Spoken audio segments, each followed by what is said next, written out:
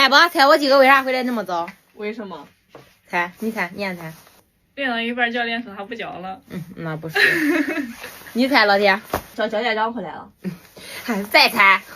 教练变成小狗了。太平常了，根本都不符合命运对我捉弄的程度。这太干爆了！爆了，直接！教练那会儿开着那个烂车去修车去了。全爆了。